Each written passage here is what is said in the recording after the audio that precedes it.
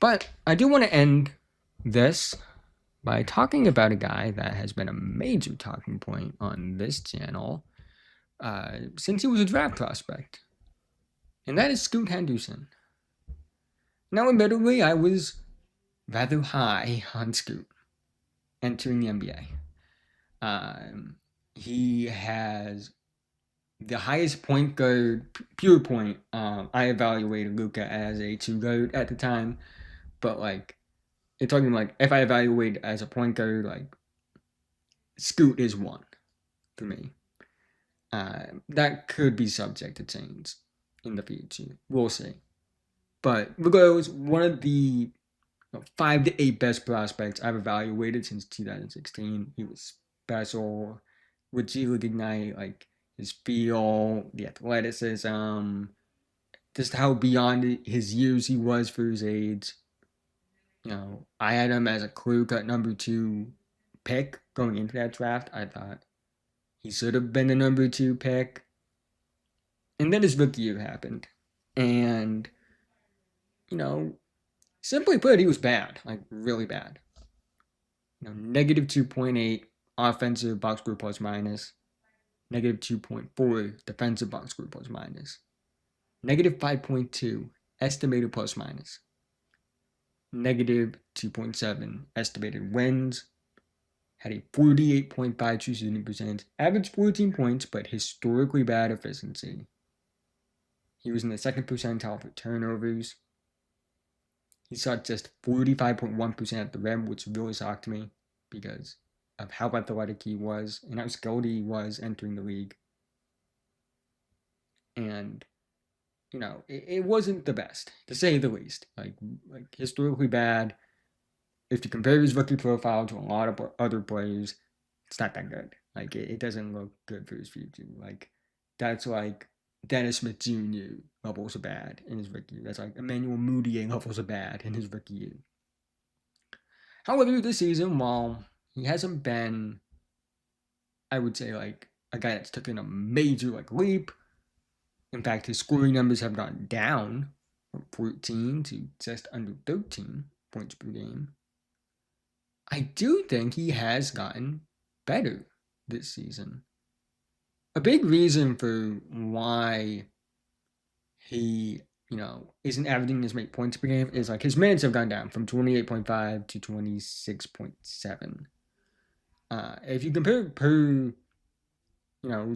75 possession numbers, like it's around the same. Like he goes from 17.9 per 75 as a rookie to 17.2. So like a slight dip, but like not as noticeable as like just looking at the base numbers. But what stood out to me though, looking at the numbers, was the fact that he went from 48.5 true shooting percentage as a rookie to 54 true shooting percentage this year. Now that isn't a great efficiency number. Like that's still only like 28th percentile.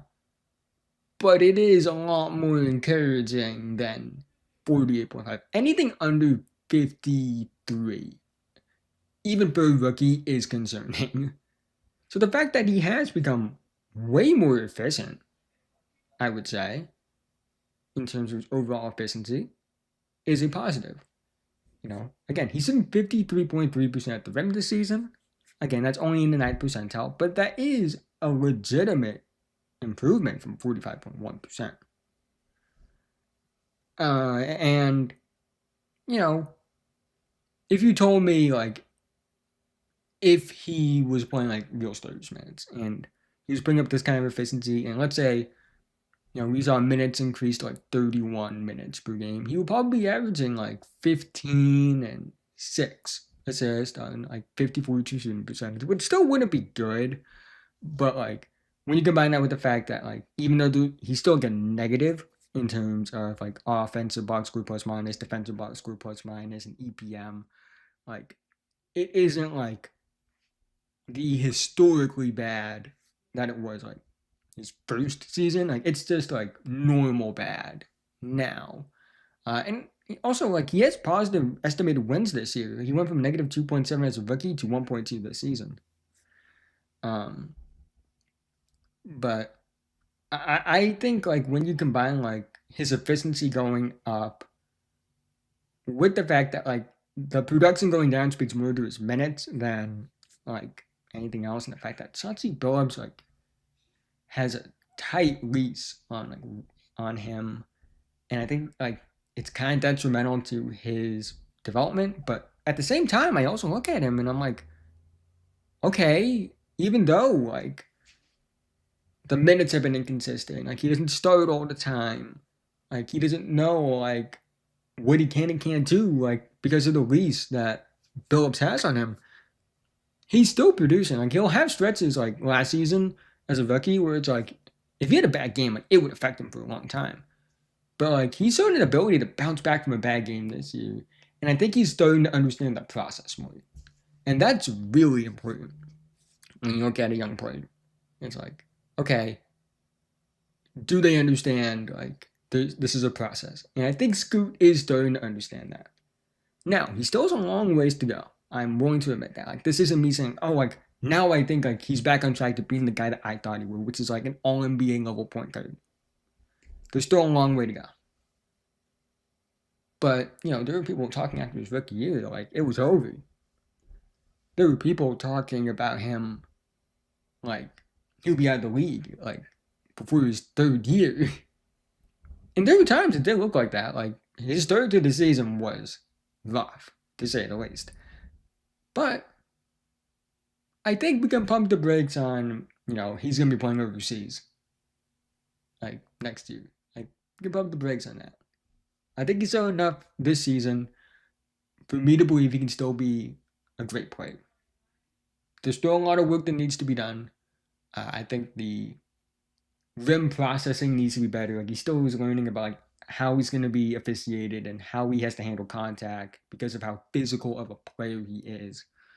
Kind of similar to Anthony Edwards. It took Ant a few years to figure that out. I'm not saying Scoot is Ant, but like it is. It does remind me of that. Like Ant took a while to figure like, oh, like this is how it's going to be.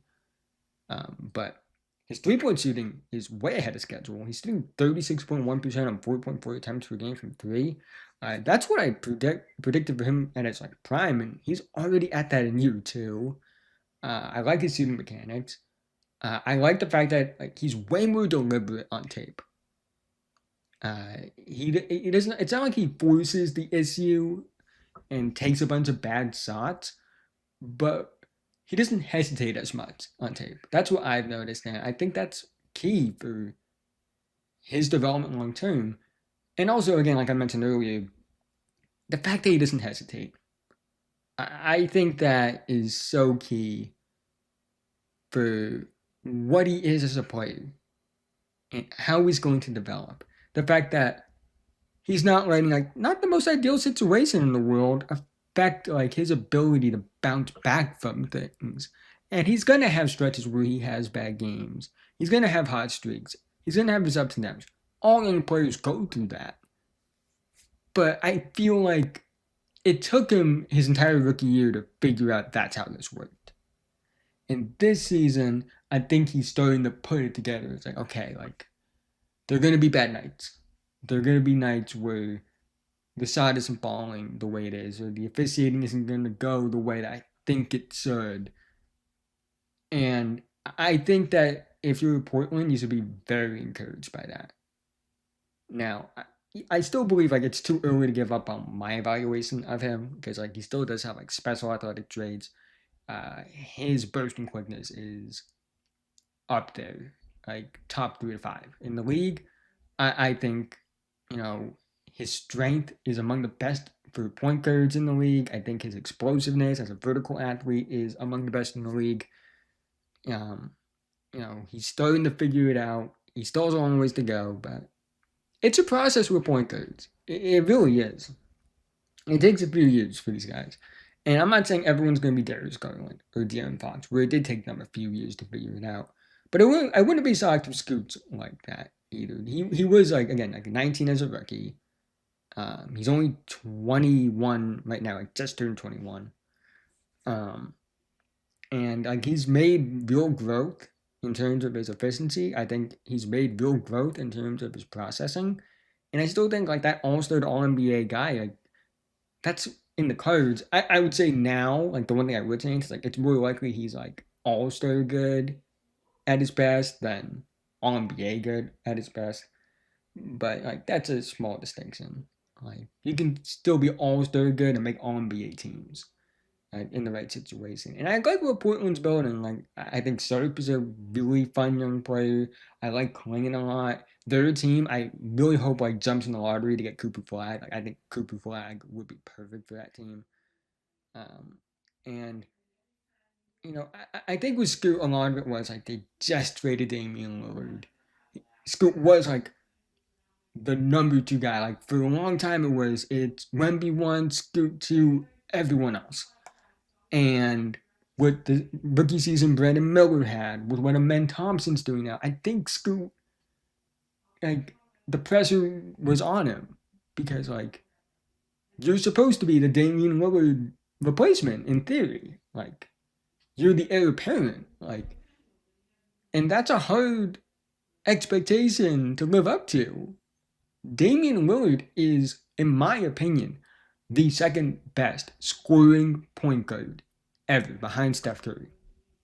Damian Lillard will have his jersey retired the moment he actually retires. Even with how bad it ended in Portland, the moment Dame retires, like Portland likely will just immediately hang his jersey up. Like they still love him in that city.